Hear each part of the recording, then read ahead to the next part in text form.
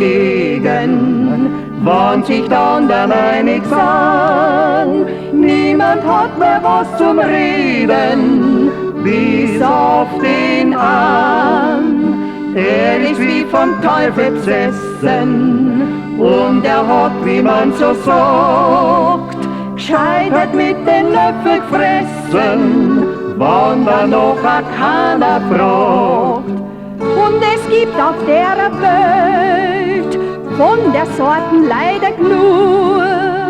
Sie wird immer wieder geben, deshalb ist nie Ruhe. Einer ist bestimmt dagegen, wann sich dann einig sind. Niemand hat mehr was zum Reden, bis auf den an. Nix als Konferenzen, nix als Zank und Streit. Wochenlange Reden, so vergeht die Zeit. Kommt man aber endlich zu einem Resultat, Da gibt's immer wieder an, der's Radl umdreht.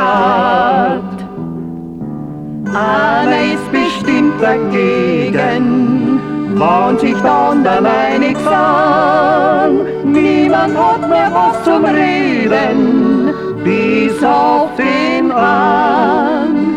Er ist wie vom Teufel besessen und er hat, wie man so sagt, gescheitert mit den Löffel gefressen, wann da noch keiner fragt. Und es gibt auf der Welt von der Sorten leider genug. sie wird immer wieder geben, deshalb ist nie Ruhe.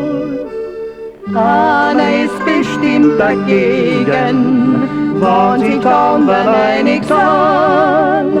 Niemand hat mehr was zum Reden, bis auf den an.